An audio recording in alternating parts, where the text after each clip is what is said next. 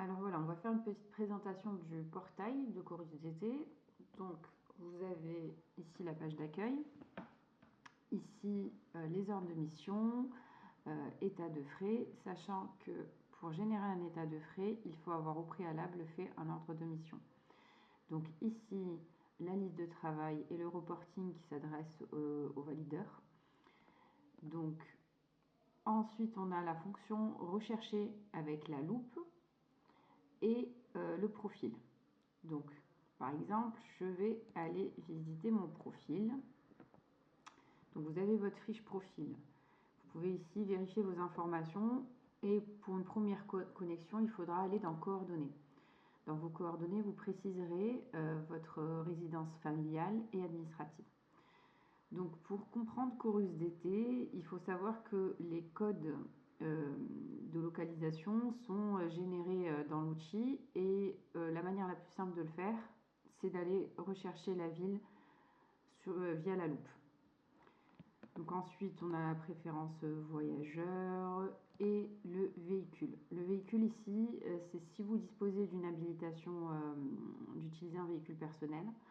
Vous allez venir enregistrer ici votre véhicule et rattacher toutes les pièces jointes qui sont demandées, donc permis de conduire, carte grise, attestation d'assurance.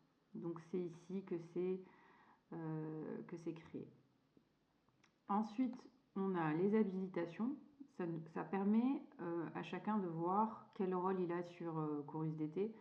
Si vous êtes simplement voyageur, donc si vous avez un profil missionné, ou si vous avez un rôle assist, qui est réservé souvent aux gestionnaires, adjoints administratifs, et pour aussi les habilitations valideurs, est-ce que vous avez le premier niveau qui est le valideur VH1, donc pour les N+1, ou un profil également gestionnaire réservé au N+2, voilà.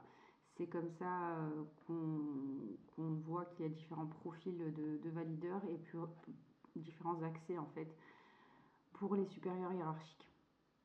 Donc pour justement assurer la continuité de service, vous pouvez ici déléguer vos habilitations. Donc pour les valideurs, vous allez ici créer une habilitation et vous allez déléguer vos droits de date à date avec le bouton créer à un de vos collègues pour faire votre intérim sur les validations.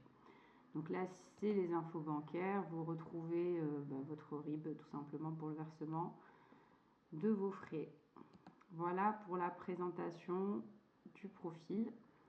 Donc la fonction loupe est aussi intéressante si vous recherchez l'état, un état de frais ou un ordre de mission.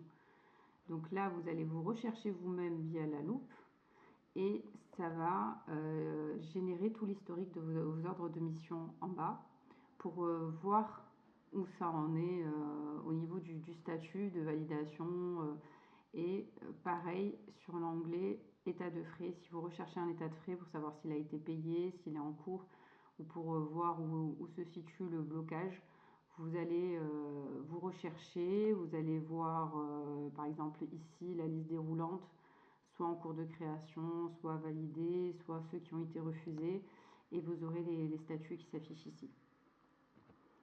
Voilà pour la présentation du profil.